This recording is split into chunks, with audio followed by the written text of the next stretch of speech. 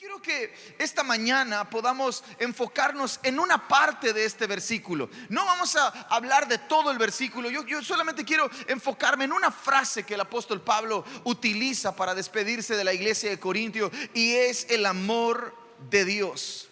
Ahora, no quiero que solo sepamos acerca del amor, sino que tú y yo podamos recibir este asunto tan importante como lo es el amor de Dios, lo podamos recibir de la forma en la que tenemos que hacerlo. Porque hablar del amor de Dios es hablar de Dios mismo.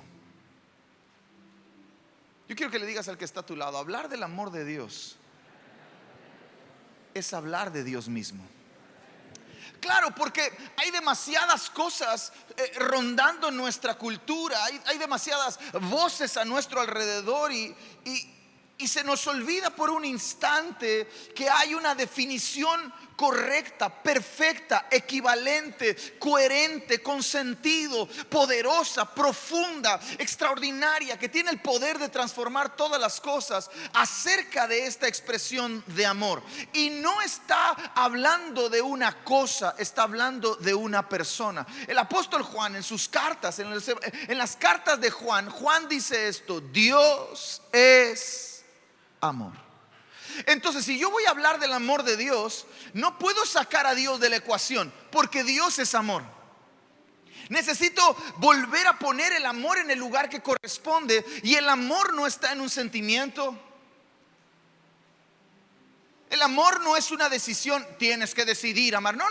El amor ni es un sentimiento. El amor tampoco es una decisión, mucho menos es una emoción. Y algunos de pronto entramos en este asunto medio humanista, psicológico, terapéutico, moral, conductual, y hacemos una expresión más extraña y le decimos que el amor es un proceso químico del cerebro. ¡No! El amor ni es una emoción, ni es un sentimiento, ni es una decisión, ni es un proceso químico de tu cerebro. El amor es una persona. Dios es amor. Él es la expresión correcta de amor. Y entonces, cuando hay una mala expresión de amor, inevitablemente hay una mala expresión de Dios. Mira, mucha gente pregunta: ¿por qué si Dios es bueno hay maldad en el mundo? ¿Sí o no? ¿Cuántos han escuchado eso?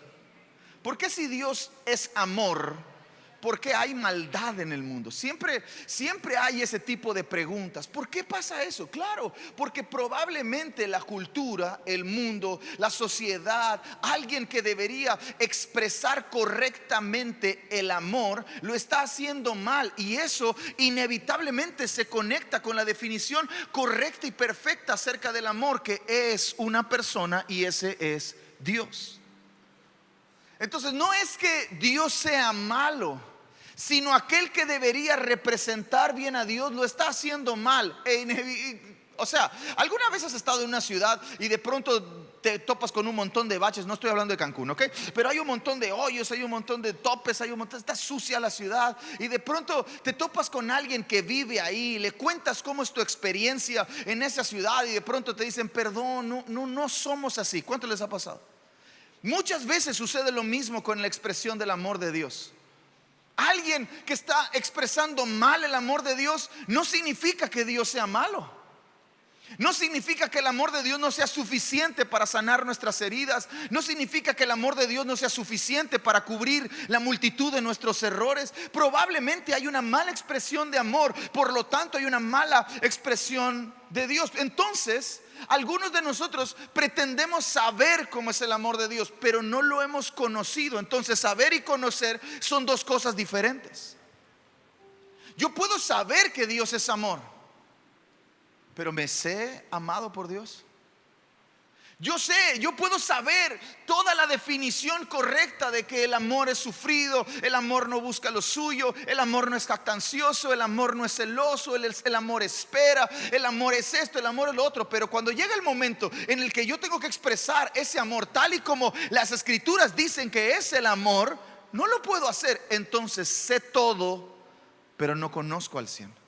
Entonces mi idea esta mañana es que tú y yo no solamente sepamos, sino que tú y yo conozcamos ese amor, pero sobre todas las cosas lo recibamos y podamos disfrutarlo. Porque, amigo, amiga, familia, iglesia, Dios nos da todas las cosas. Ese trabajo que tienes, Dios te lo dio. Esa familia que tienes, Dios te la dio. Ese esposo que tienes, quiero creer que Dios te lo dio. Esa esposa que tienes, quiero creer que Dios te la dio. Todo lo que tenemos, Dios nos lo ha dado. Y nos lo ha dado por una razón, Magdalena. La razón más importante por la cual Dios nos da todas las cosas no es para llenarnos de cosas, sino para disfrutarlas. Ese trabajo que tienes, si Dios te lo dio, Dios no te lo dio para hacerte millonario. Dios no te lo dio para darte una ocupación, Rafita. Dios te lo dio para que lo disfrutes. Porque a través de todo lo que Él nos da, Él nos está diciendo cuánto nos ama. Uy, pastor, pero con esa esposa que tengo, parece que no me ama mucho. Uy, pastor, con esos hijos, con ese esposo, no sé, pero la realidad es que todo lo que Dios nos ha dado tiene la intención de que tú y yo podamos disfrutarlo. Entonces eso va mucho más allá de la comprensión humana, porque estoy seguro con todas las fuerzas de mi corazón que el amor de Dios es mucho más grande de lo que yo pueda decirte esta mañana. Mis palabras se van a quedar cortas. El mensaje que he escrito se va a quedar corto. Lo que quiero contarte no va a llegar ni al 1% de lo que en realidad es este asunto, porque el amor de Dios es mucho más grande que mis errores.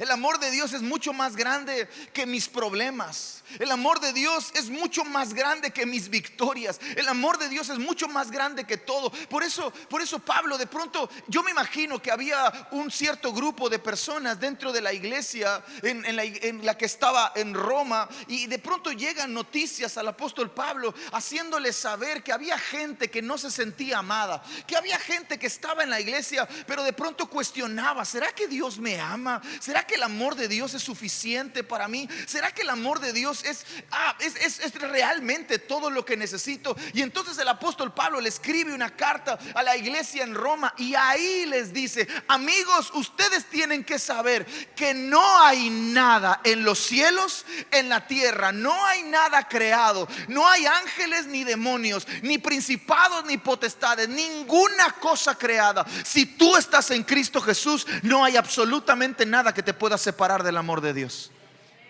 Probablemente porque había mucha gente que sabía que Dios le amaba, pero nunca lo estaba disfrutando. Usted y yo podemos estar aquí y podemos cantar dame a Cristo, y por dentro decir: sí, pero que Cristo venga con otras cosas, porque necesito resolver algunos problemas y parece que Cristo no es suficiente. Dame a Cristo. Y sí, Cristo, pero ¿y cómo le hago para resolver los conflictos matrimoniales? Y dame a Cristo. Y por dentro estar diciendo: ¿y cómo le hago para pagar la luz mañana? ¿Cómo le hago para pagar todas mis deudas? ¿Cómo le hago para salir de este problema? ¿Cómo le hago para que mis hijos no se desvíen ni a izquierda ni a derecha? ¿Cómo le hago? ¿Cómo hago todas estas cosas? Y de pronto y estamos todos, y se nos olvida por un momento que el amor de Dios es más grande que todo. Yo no sé cuál sea tu problema, no sé cuál sea tus errores, conozco los de algunos y puedo dar testimonio que el amor de Dios es mucho más grande que sus errores. No sé cuáles sean tus victorias, conozco las de algunos y puedo asegurarte que el amor de Dios es mucho más grande que sus victorias. Estoy convencido de eso, que el amor de Dios es más grande que todo, que es más, no hay un número que pueda contar la medida del amor de Dios. No existe. Algunos han intentado contar las estrellas, y algunos trazan cuadrantes en el espacio, y según la cantidad de estrellas que hay en cada cuadrante, extrapolan el número y lo extienden por todo el universo, y creen que pueden contar las estrellas. Pero Pablo dice: mi oración Mi oración es que puedas comprender el amor de Dios, su altura, su profundidad, su anchura, y te vas a dar cuenta que no hay manera de medirlo. Entonces lo mejor de todo es que ese amor está disponible para todos nosotros. Y quiero que me acompañes a una de las historias más extraordinarias que aparece en la Biblia. Hay muchísimas historias increíbles en la Biblia: David y Goliat, Sansón y Dalila, Josué y Caleb y Gedeón y un montón de historias. Y Daniel en el foso de los leones, Daniel, los amigos de Daniel en el horno de fuego. ¿A cuántos les gustan esas historias increíbles? Ni Marvel, ni Avengers Doomsday llega a esa onda. O sea, ni Spider-Man, la nueva de Spider-Man. No, la Biblia. O sea, la gente, estos escritores de películas deberían agarrar la Biblia y darle con todo. Vas a ver cómo ser un éxito taquillero esa cosa. Capitán América apareciendo otra vez, no sé. No. Ahora, pero esta historia de la que quiero hablarte es más parecida a la Rosa de Guadalupe. Esta historia de la que quiero contarte, que podamos verla juntos, es una historia más parecida a Teresa. No, Betty la Fea está más. Es como ¿cómo se llamaban los gavilanes estos? ¿Se acuerdan? Pasión con aroma de café, ¿no? ¿Cómo es? Pasión de gavilanes. Pero había una de aroma de café, ¿no? Café con aroma. Esa la cantaba Carlos Vives, ¿se acuerdan? Con aroma de mujer, ¿no? Café con aroma de mujer. Sí, claro, me acuerdo de la canción de Carlos Vives también. Perdónanos, Señor, perdónanos. Estamos saliéndonos del camino de la intimidad. Ahora, pero es una novela extraordinaria. Esta es una historia llena de altas y bajas que probablemente ¿cuántos han tenido momentos extraordinarios con Dios? Que puedes decir: wow, esto está increíble, estoy viviendo mi mejor momento con Dios. ¿Alguien puede decir eso? Pero ¿cuántos también han tenido momentos muy bajos con Dios? Que de pronto dicen: esto, si Jesús aparece ahorita, no sé de qué lado voy a estar. ¿Sí? Es una historia como esa. Está llena de momentos hermosos, pero esta historia también tiene momentos muy tensos. Pero como en la mayoría de las novelas, el amor siempre triunfa.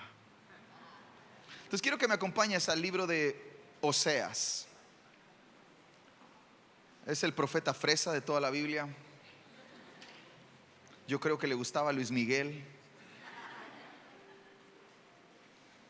A lo mejor era de Acapulco. Pero el profeta menor, Oseas, es uno de mis libros favoritos. Fue uno de los primeros libros que leí completos de la Biblia. Me atrapó. Quedé atrapado, literalmente quedé atrapado en los primeros 3 capítulos del libro de Oseas, de este profeta increíble que no tiene esas profecías de otros libros de la Biblia, como Isaías, que de pronto Isaías tiene expresiones extraordinarias, como el capítulo 60: tinieblas y oscuridad cubrirán la tierra y las naciones, pero sobre ti será vista su gloria. Y de pronto uno siente: wow, aunque esté pasando un momento difícil, la gloria de Dios va a estar conmigo. No es como el profeta, no tiene momentos como el profeta Jeremías, que de pronto, como veíamos unas semanas atrás, o cuando hablamos de Jesús es suficiente, que había un fuego en el corazón de Jeremías, que a pesar de estar en una cisterna, él decía: mis huesos ardían y no pude evitar hablar de lo que él había dicho para mí. O sea, no tiene momentos como esos, no tiene momentos como Daniel, no tiene momentos como otros profetas. O sea, es un momento. Y es un libro increíble porque solo está en los primeros 3 capítulos del libro de Oseas. Oseas está evidenciando cuánto Dios nos ama. ¿Vamos bien? Entonces en el capítulo 1, yo quiero que estés ahí en Oseas. ¿Ya tienes Oseas? Vamos a estar ahí.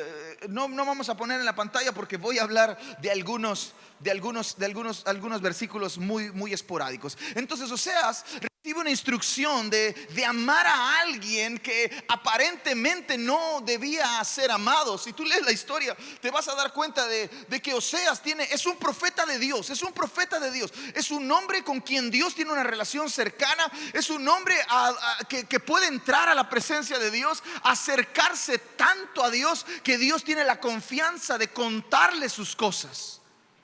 No es cualquier hombre, no es cualquier persona. Y de pronto, en medio de esa conversación, yo me imagino a Oseas diciéndole: Dios, estoy solo.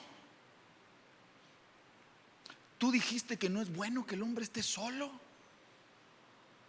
Dios, soy el profeta de la nación y no tengo esposa. No tengo quien me haga unos huevitos en mi casa.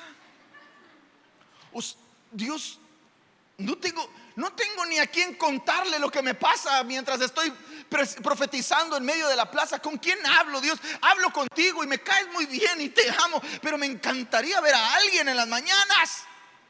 Y de pronto, en medio de esa conversación, Dios le dice: ok, o sea, veo que estás solo. Y sí, tienes razón, yo dije que no es bueno que el hombre esté solo. Entonces vas a ir a un lugar y vas a tomar a una mujer por esposa.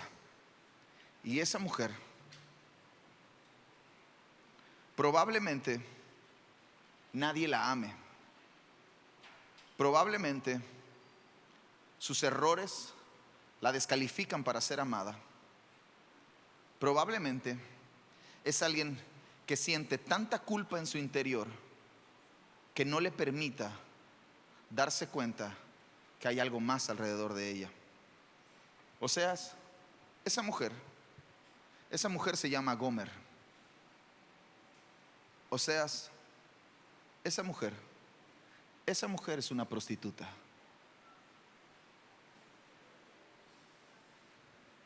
¿Te imaginas la cara de Oseas? What? A ver, espérate. O sea, a ver, si te das cuenta, Dios, perdón, si te das cuenta que mi función, mi posición, mi investidura frente a la sociedad dice que yo no puedo estar haciendo eso. Y yo me imagino a Dios respondiéndole a Oseas, diciéndole: sí, lo entiendo perfectamente bien, pero Oseas, tienes que saber que te voy a usar a ti para mostrarle al mundo que un Dios perfecto puede amar a los imperfectos. Te voy a usar a ti para mostrarle al mundo cómo alguien que nunca se ha equivocado, que tiene el control de todas las cosas, que su voz sostiene toda la creación, puede tener una relación profunda con alguien que no se lo merece. ¡Qué momento! O sea, yo me imagino que debe haber derramado una lagrimita. Entonces, ¿a cuántas personas calificamos por lo que hacen y no por quienes son? Ahora, lo complicado de esta instrucción no es que la instrucción era: ve y predícale. O sea, si Dios le hubiera dicho a Oseas: ve y predícale a Gomer, Oseas no hubiera tenido ningún problema. Oseas hubiera dicho: claro, voy a ir, y es más, le voy a dar una palabra profética y le voy a decir todo lo que hace en secreto y todas las cosas que está haciendo mal para que se arrepienta y se vuelva de su mal camino. Probablemente Oseas le hubiera dicho: sí, hubiera ideado una estrategia para predicarle el evangelio a Gomer. Pero la instrucción no era: predícale el evangelio. La instrucción era: ve y ámala. Y eso, porque recuerdo que alguien me preguntó un día: ¿cómo le haces para amar a aquellos que son difíciles de amar? ¿A cuánto les ha pasado? Esos que dices: uy. Y mi respuesta fue: no olvidando que probablemente yo soy difícil para amar para alguien. Claro, porque siempre es más fácil encontrar que no, ese es difícil para amar. Pero probablemente yo soy difícil para amar.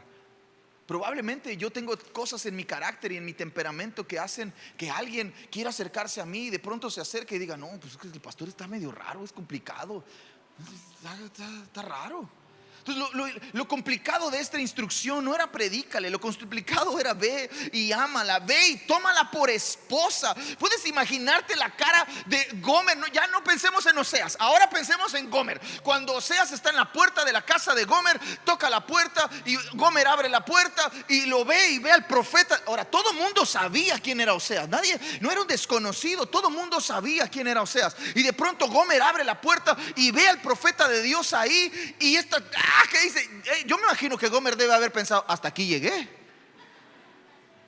Me va a partir un rayo, me va a caer algo encima, se me va a caer la casa encima, algo va a pasar porque el profeta de Dios está en mi casa. Y de pronto Oseas la ve a los ojos, y cuando la ve a los ojos, el corazón de Oseas se da vuelta y ya no la ve con unos ojos de juicio, sino ahora la ve con ojos de amor. Queda cautivado con la belleza de Gomer, queda enamorado con la belleza de Gomer, queda atrapado en la belleza de Gomer. ¿Puedes imaginarte la cara de Gomer cuando Oseas aparece en la puerta de su casa con un anillo de compromiso? Y le dice, ¿te quieres casar conmigo?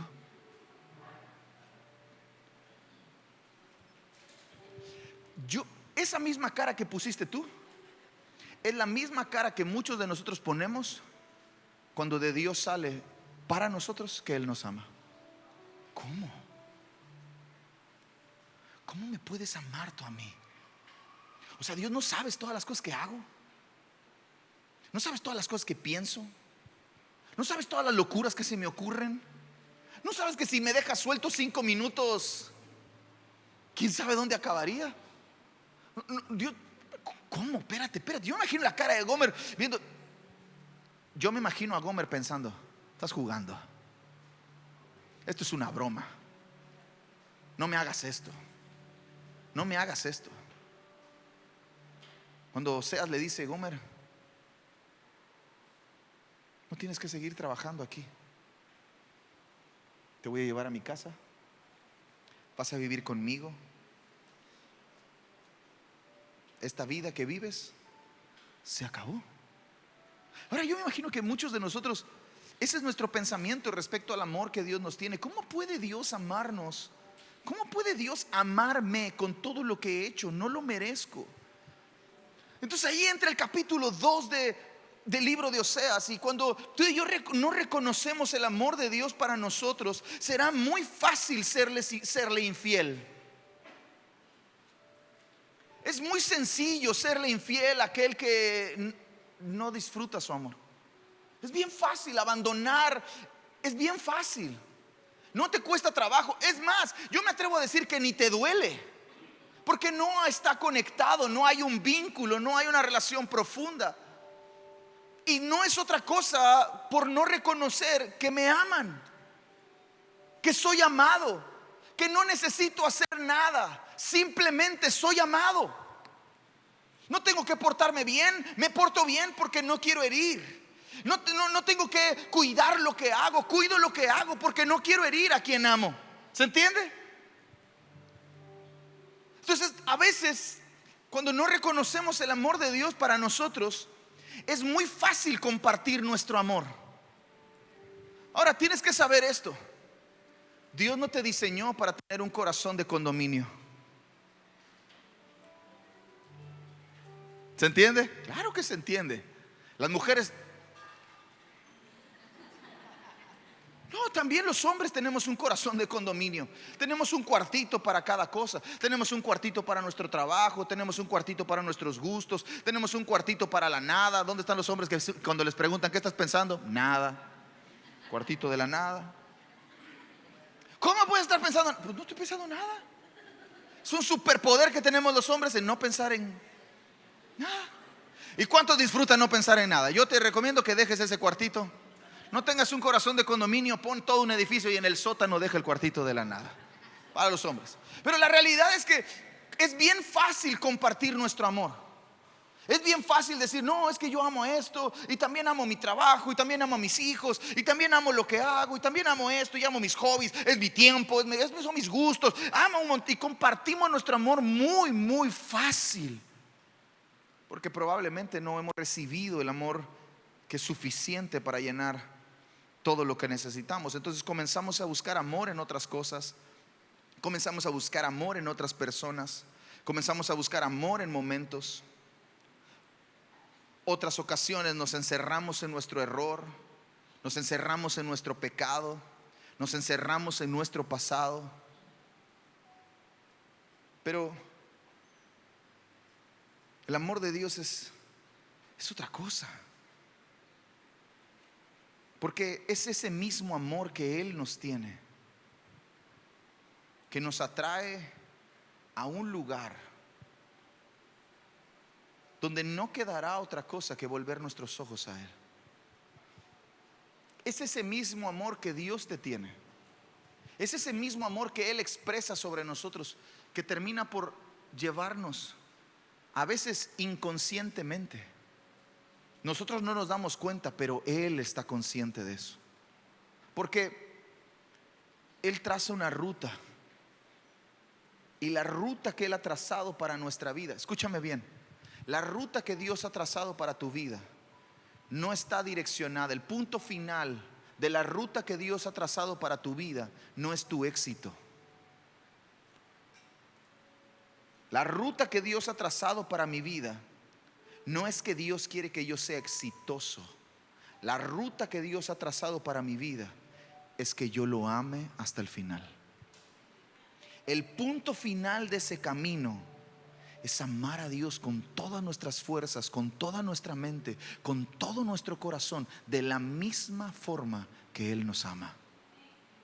Ahora, en el camino, claro, Dios puede prosperarte, Dios puede hacerte crecer, Dios puede darte mucho más de lo que hoy tienes, por supuesto que sí, pero tienes que saber que ese no es el final.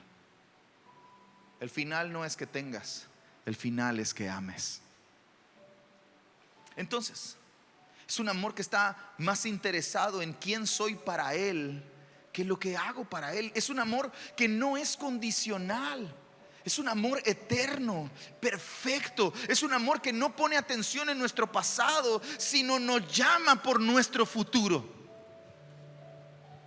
Oseas y Gomer están comiendo un día en su casa y todo está bien. Yo me imagino que Oseas está perdidamente enamorado de Gomer, porque fue Dios el que le cambió el corazón. Pero a Gomer le está costando trabajo, como a muchos de nosotros nos cuesta trabajo recibir el amor de Dios y sabernos amados. Y a lo mejor están sentados en la misma mesa. Oseas le ha preparado unos huevitos con tocino y hot cakes, un juguito de naranja, cafecito en prensa francesa, y Oseas se levantó temprano y le puso el plato en la mesa, y está sentado disfrutando a esa mujer que no conocía, a esa mujer que el mundo rechazaba, a esa mujer que la sociedad no aceptaba, a esa mujer que tenía un montón de errores, y está sentado amándola y disfrutándola. Y del otro lado está Gomer con un corazón confundido, con un corazón incrédulo, con un corazón preocupado. ¿Cómo es posible? Con un corazón que a lo mejor está lleno de dudas. ¿Cómo es posible que este hombre esté amándome? Si de verdad fuera profeta, sabría todo lo que yo he hecho. Y de pronto llegas al momento donde está María enjugando los pies de Jesús, y de la boca de Simón el fariseo salen las mismas palabras. Si este hombre fuera profeta, sabría quién es la que le está lavando los pies, quién está a sus pies. Y de pronto Jesús voltea y dice: no, de donde se predica este evangelio se va a recordar lo que hizo esta mujer, porque no se trata de lo que haces, se trata de quién eres. Y a lo mejor en el corazón de Gomer está maquinando cómo volver a su vida pasada, cómo volver a lo que hacía antes. Pero yo estoy seguro de algo: con los años me he dado cuenta que Gomer está maquinando la idea y está trazando el camino en su mente de cómo volver a su vida pasada, no porque en realidad añorara su vida pasada, no porque amara su vida pasada, sino porque no estaba disfrutando su presente. No estaba disfrutando el amor que no merecía. No estaba disfrutando el amor que le estaba siendo dado sin condición. Oseas no le pidió nada. Oseas no le dijo: deja de trabajar, deja lo que haces. Oseas no le pidió nada. Algunos de pronto dicen: no, cuando yo cambie me voy a acercar a Dios. No necesitas eso. El amor de Dios es suficientemente grande para hacerte cambiar cualquier cosa. No, cuando es que siento que no es tiempo. Cuando sea tiempo me voy. No. Si el amor de Dios te cae encima, no va a haber manera de sacarte de ahí. Gomer y Oseas están teniendo esta conversación y en el capítulo 2, en el verso 14, Dios le avisa a Oseas y le dice: Oseas, Gomer va a atravesar un momento complicado. Se va a equivocar, se va a confundir, se le van a nublar los pensamientos y va a querer volver a su vida pasada. Pero cuando ese día llegue, tienes que saber que yo la voy a llevar al desierto. Y en el desierto, en ese momento difícil, yo voy a hablar a su corazón. Yo voy a recordarle en su corazón cuánto ella en realidad me ama. Imagino que Oseas de pronto un día llega a su casa en el capítulo 3 y abre la puerta de su casa, se fue a profetizar a la plaza, fue a darle una palabra a alguien y llega a su casa y Gomer no está. Gomer se fue. Yo imagino que debe haber sido un momento duro para Oseas. Darse cuenta que, y todo lo que he hecho, y todo lo que he invertido en ella, y todo, yo pensaría eso. Pero Oseas es diferente, porque Gomer está de vuelta a lo que hacía.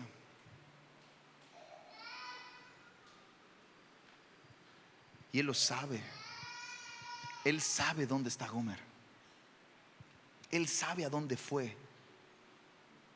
La historia nos dice que Gomer vuelve a sus amantes. Me iba mejor allá. Y entonces Oseas sabe dónde está y va por ella. Y cuando la encuentra, ahora ella está trabajando otra vez. Está de vuelta en su vida pasada. Está de vuelta en el lugar al que no pertenece ya. Y cuando el jefe la ve, lo ve venir, le dice: Oseas, no te la vas a poder llevar así tan fácil. Ahora Gomer tiene precio y vas a tener que pagar por ella. Oseas mete la mano a la bolsita, a su mochilita. ¿Cuánto es? ¿Cuánto tienes? Esto es todo lo que tengo. Eso cuesta todo lo que tienes. Y Oseas lo paga sin dolor. ¿Te suena familiar la historia? A veces se nos olvida que nuestra vida fue comprada a precio de sangre, que nuestra vida no costaba poco, que nuestra vida costó todo. Y hubo alguien que estuvo dispuesto a pagar todo lo que nuestra vida costaba por amor. ¿Qué hicimos? Nada. Pero yo ni me he arrepentido. No necesitas. Pero si Dios supiera, tu vida fue comprada a precio de sangre. Tu cabeza tenía un precio. Recuerdo hace algunos años alguien me contó una historia donde un señor era un artesano que hacía barquitos. Y estos barquitos iban dentro de una botella. ¿Ha visto esas botellitas que cómo hacen para meterlo ahí? Lo arman adentro. Es una cosa extraordinaria. Algunos se doblan y cuando llegan ahí se abren. Es una artesanía impresionante meter un barquito en una botella. Y un señor había hecho el mejor barco que jamás en toda su era de artesano había diseñado. Y estaba ahí y puso y lo tenía hermoso ahí. Era su obra de arte, era su joya, era la joya de la corona. Ese barquito en esa botella. Y de pronto alguien se mete a su casa y le roban el barquito. Pasa el tiempo y encuentra el barquito, su barquito, en una tienda. Y va con el dueño de la tienda y le dice: oye, ese es mi barquito. Yo lo hice, yo lo pensé, yo lo imaginé, yo lo diseñé, yo tengo los planos, es mi barquito. Y el dueño de la tienda le dice: sí, pero yo pagué por el barquito. Yo compré el barquito. ¿Quieres el barquito? Claro que lo quiero, es mi barquito. Quiero recuperar mi barquito. Ahora tienes que pagar por tu barquito. ¿Cuánto cuesta? Tanto. Estoy dispuesto a pagarlo. ¿Te suena familiar la historia? Dios te formó en el vientre de tu madre antes de que tú supieras de Él. Dios te amó antes de que tú supieras siquiera que podrías y eras capaz de amarlo a Él. Dios te escogió antes de que tú siquiera supieras que Él podría pensar en ti. Él nos amó desde antes de la fundación del mundo. Pero de pronto vino el pecado, vino el diablo, el chancla, Satanás, como quieras llamarlo, y nos robó de sus manos, nos arrebató de sus manos. Y ahora nuestra cabeza tenía precio. Y por cuanto nuestra cabeza tenía precio, el precio era altísimo. Pero hubo alguien que estuvo dispuesto a pagar el precio para recuperarnos, para volvernos al lugar al que siempre hemos pertenecido. Y ese fue Jesús. Por eso la cruz no es un momento histórico. La cruz es una compra. Es un momento donde se paga un precio altísimo para recuperar a alguien por amor. Entonces, aun cuando Gomer se había ido y había hecho algo terrible, Oseas habla lleno de amor. Oseas está parado en la puerta y le hace una promesa, le hace un pacto inquebrantable. Dios, estoy seguro que está haciendo un pacto con nosotros, sellando con sangre inquebrantable. Y el pacto de Dios para con nosotros es sencillo, y el pacto es este: Él ha decidido amarnos eternamente. Ahora tienes que saber esto: no importa dónde hemos estado, no importa dónde hemos estado, no importa dónde estamos ahora, Él va por nosotros porque nos ama, porque siempre hemos sido suyos. Entonces, si tú estás aquí por primera vez,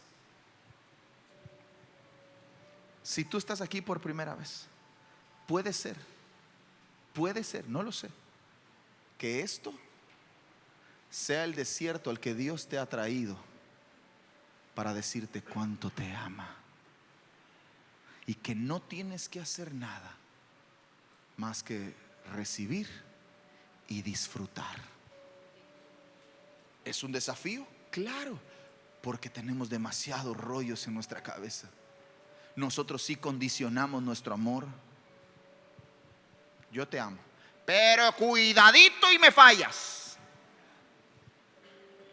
Yo te amo, claro que te amo, pero donde yo te cache, donde yo me entere. ¿Sí o no condicionamos nuestro amor? Te amo, pero tú no estás. Claro, porque somos humanos. Pero el amor de Dios está por encima de todo eso. Y Él no nos condiciona. Él nos ama con amor eterno, con un amor incondicional. Entonces ahora entiendo por qué para algunos el amor de Dios es una locura.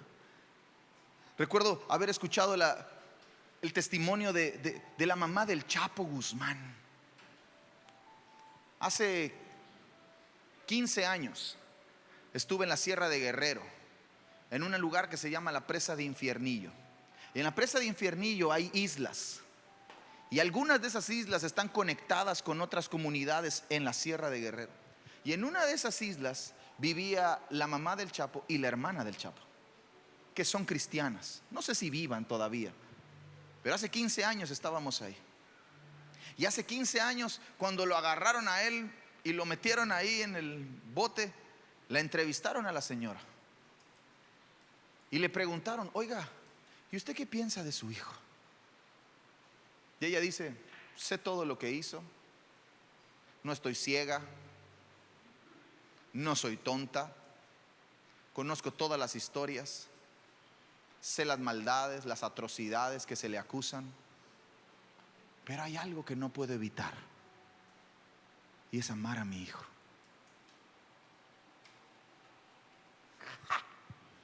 A lo mejor nosotros decimos: ¿cómo puede amarlo? Pero si todas las cosas que hizo, ¿cómo? Porque así es el amor, incondicional. Así es el amor de Dios por nosotros. Pues si Dios supiera todo lo que hago, Dios sabe. Pero si Dios viera todo lo que hago, Dios ve. Pero si Dios oyera todo lo que digo, Dios oye. Pero si Dios estuviera en todo lo que hago, Dios está. Y cada cosa que hacemos tendrá su recompensa, sea buena o sea mala. Nada de lo que hemos hecho quedará sin paga. Todo lo que hacemos tendrá su recompensa. Yo te aconsejo que hagas más cosas buenas que malas, porque si no, pero todo tendrá su recompensa. Y aun cuando Dios ve, aun cuando Dios sabe, aun cuando Dios oye, aun cuando Dios está, en todas las cosas que hacemos hay algo que no cambia. Dios sigue amándonos. ¿Cómo puede? Porque Él puede. Porque Él no tiene amor, Él es amor. Entonces, si Dios no me amara, Kevin, Dios iría en contra de su identidad. Si Dios por algún momento dijera: no, Toño, espérate, no, Toño, no hagas eso, porque si haces eso voy a dejar de amarte. Entonces Él dejaría de ser quien es. Por eso el amor no puede morir, porque para que el amor muera, Dios tendría que dejar de ser. Y Dios nunca dejará de ser. Entonces el amor no morirá. Es más, la Biblia nos avisa que muchas cosas van a pasar.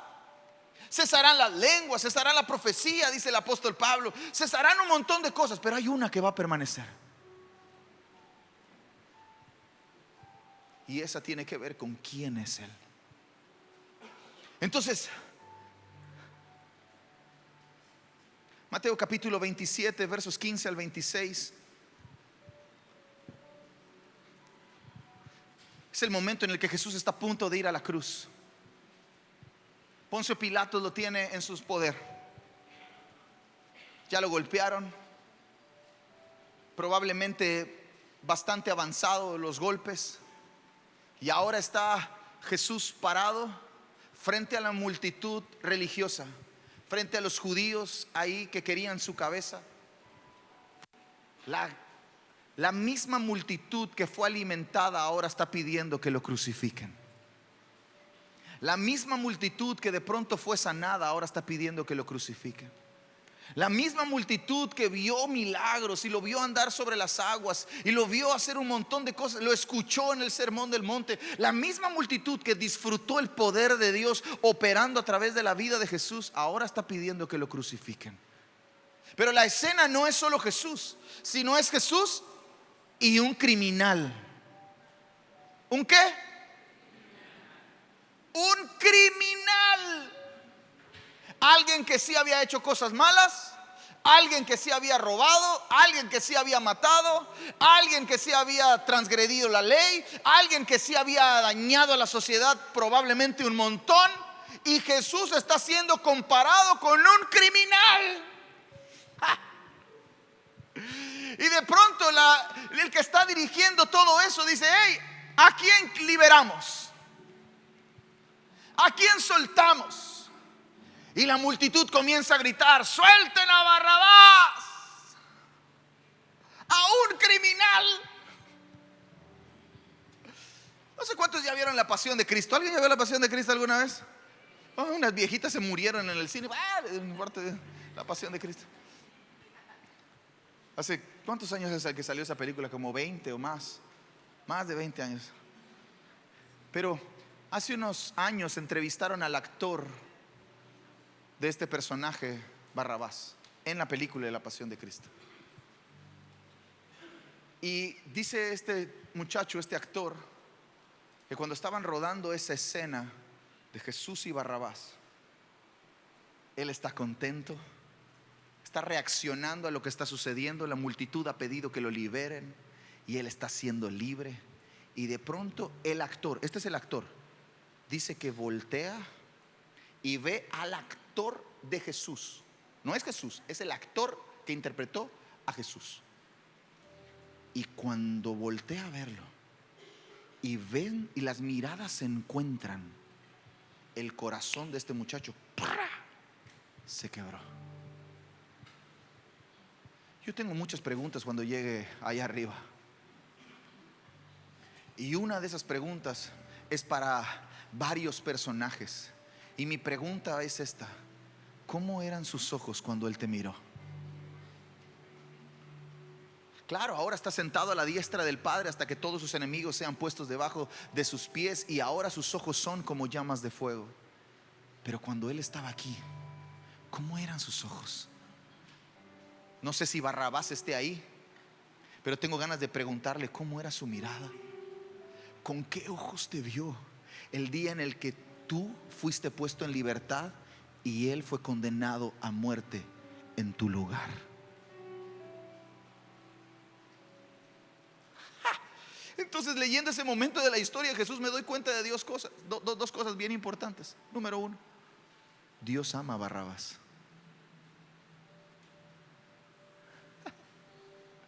Y número dos, yo soy Barrabás, porque ese era mi lugar.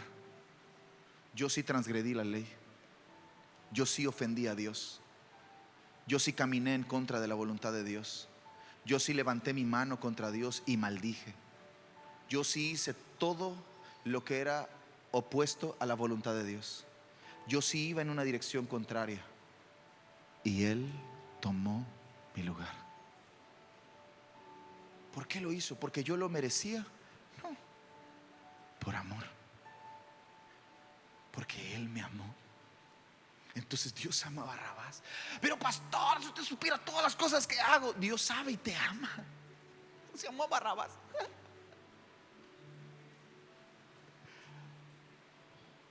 Fue su amor lo que lo hizo tomar mi lugar. Ayúdenme, chicos. Fue su amor lo que lo hizo liberarme de mi condenación.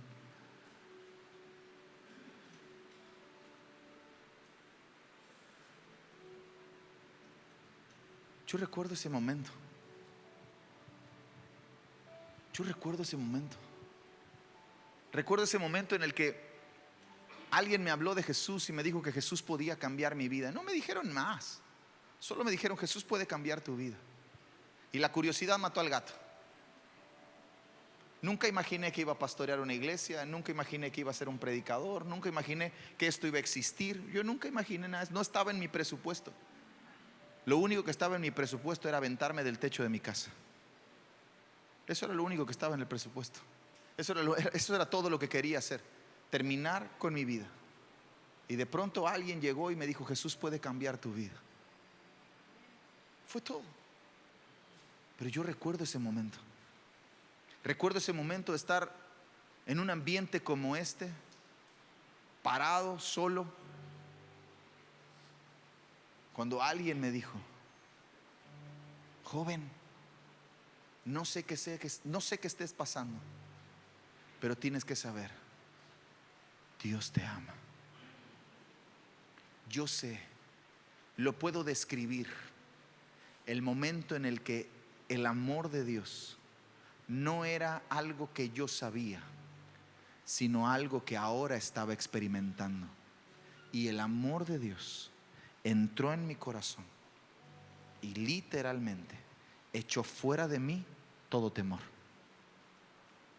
Yo sé el momento en el que mis ojos cambiaron, en el que mis ojos, llenos de depresión, de tristeza, de ansiedad, de angustia, de dolor, de preocupación, yo sé el momento en el que mi mirada cambió, en el que la sensación de ya no querer vivir se transformó en el quiero ver todo lo que Dios puede hacer.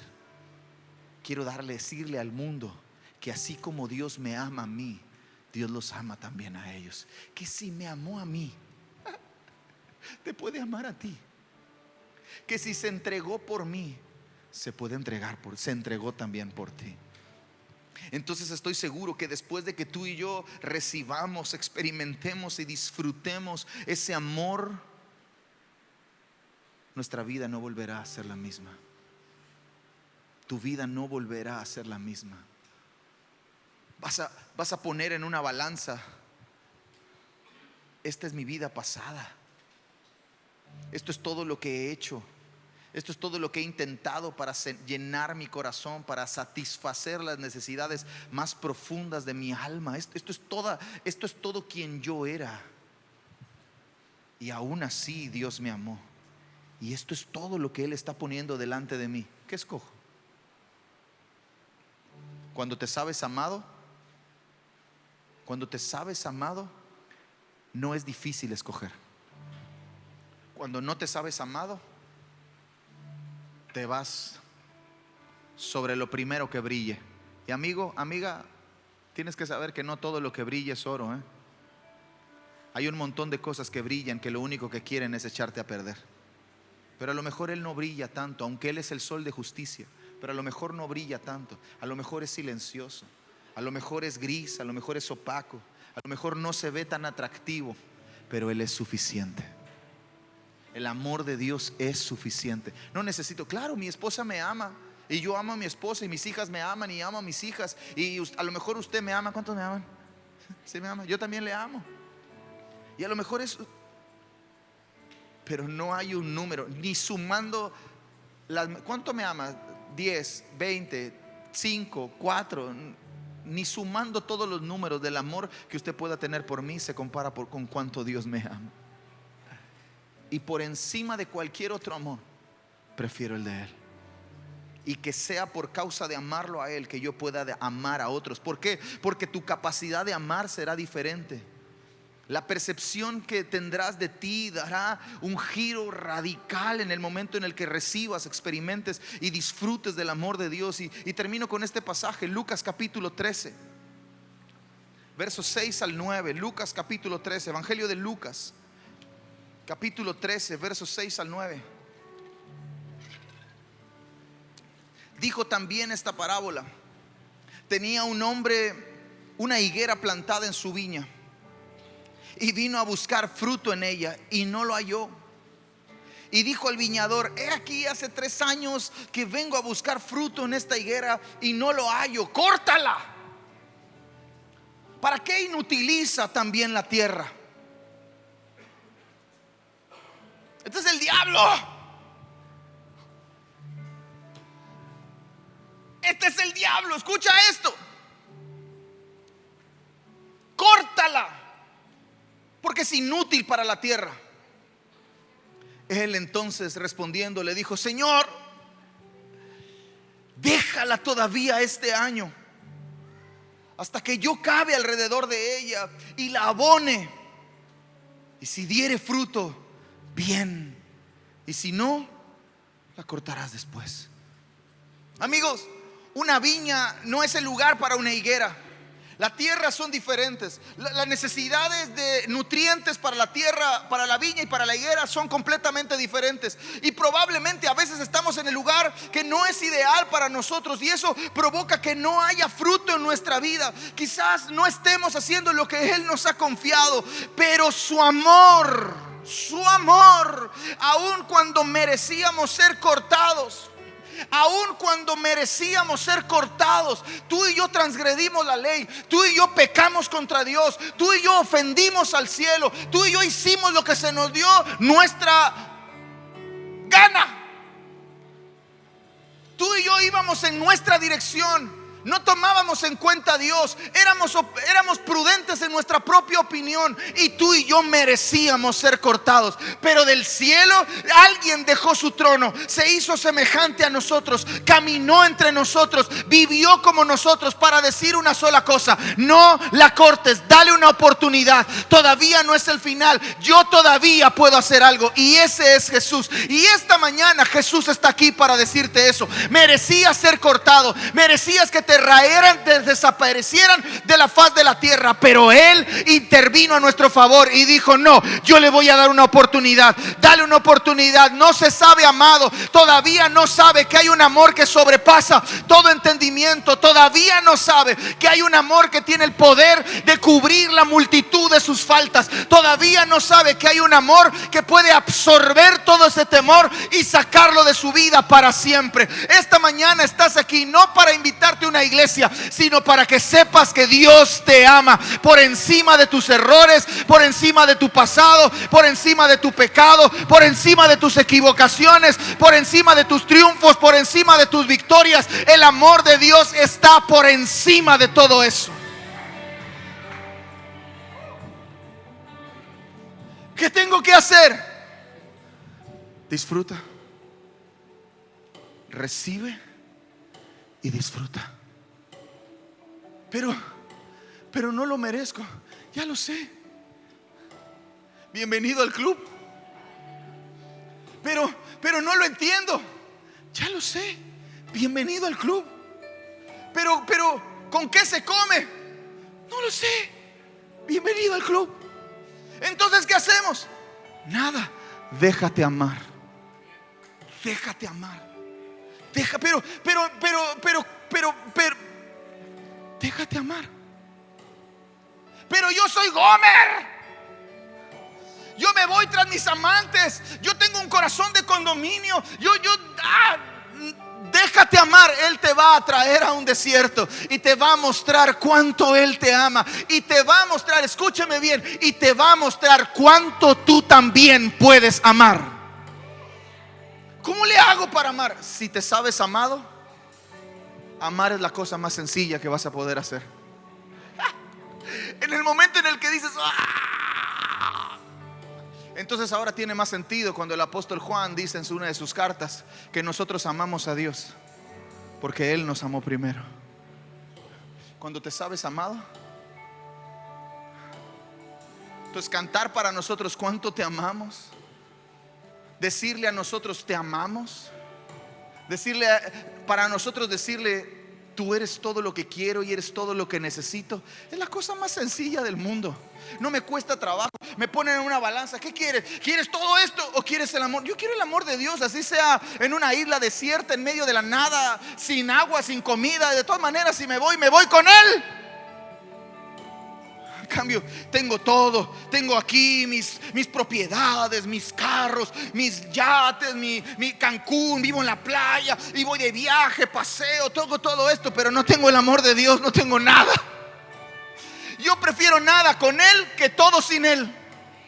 Eso es la única manera de decir eso, es entender que no hiciste nada para ser amado y sin embargo Dios te ama. ¿Qué es más? Si pudiéramos invertir la moneda, hiciste todo para dejar de ser amado. Intencionalmente, Adri, hicimos todo para provocar que el cielo dijera córtalo. Pero apareció Jesús en una cruz para decir dale una oportunidad. Sabe, pero no ha conocido. Yo quiero decirte esto, aunque va en algún sentido en contra de mí, pero siento muy fuerte de Dios decirte esto. Dale una oportunidad a ese amor. Dale un año. El trabajador de la viña dijo, dame un año. Dame un año de trabajar con ella, de abonarla, de cavar profundo. Dame un año. Yo quiero desafiarte. Dale un año de tu vida a ese amor. Después de ese año, si no funciona, te puedes ir. Nadie te va a retener. Es más, del principio nadie te va a retener. Pero dale un año. Intencionalmente quiero conocer el amor de Dios. Quiero saberme amado por Dios. Quiero conocer a Dios. No quiero saber de Dios. Tengo un montón de información de Dios. Me sé la Biblia. Yo sé los versículos. Yo ya predico. Pero no tienes idea de cuánto Dios te ama. Por cuanto no tienes idea de cuánto Dios te ama, entonces no eres capaz de dejar todo lo que te aleja de Él. Pero cuando sepas cuánto Dios te ama, vas a poder poner una balanza y decir, esto no se compara con Él. Él es suficiente. Él es todo lo que queremos. Él es todo lo que necesitamos. Entonces, el amor de Dios es ese intercesor que pide una oportunidad más. Moisés está en el monte, está hablando con Dios. Israel son testarudos. Se van y se hacen un becerro de oro. Acaban de salir de Egipto, donde había caballos, perros y gatos por todos lados. Van al desierto y con el oro que sacaron de ahí construyen un becerro de oro. Y al loco de Aarón se le ocurre decir, estos son los dioses que te sacaron de Egipto. Dios ve eso y se los voy a desaparecer. Moisés, tú eres mi compa, tú y yo somos cuates, te voy a dar un pueblo que sí te va a honrar y que sí me va a honrar. Estos tienen el cuello duro, son de dura servicio. Eso es corazón necio, sería la traducción más coherente para eso. Son necios. Te voy a dar un pueblo que sí te obedezca, que sí te honre, y además que me honre y me obedezca a mí. Yo me imagino a Moisés diciendo, suena bien, me agrada la idea, pero tengo un problema. ¿Qué van a decir las naciones de ti? ¿Que nos sacaste de Egipto para matarnos en el desierto? Como que eso no va contigo, ¿no? Jesús en la cruz. Padre, merecen que les caiga un rayo encima a todos. Consúmelos. Y no, en la cruz termina diciendo, perdónalos, no saben lo que hacen. Esa expresión es la misma de, Padre, dales una oportunidad más. Yo quiero que sepas que estás aquí porque Dios te está dando una oportunidad. Dios te está dando una oportunidad de conocerlo a Él, no de saber de Él, de conocerlo a Él, de disfrutar el amor que Él te tiene. Yo quiero que te pongas de pie. Yo quiero que te pongas sobre tus pies. Rápido, rápido, rápido. Ponte.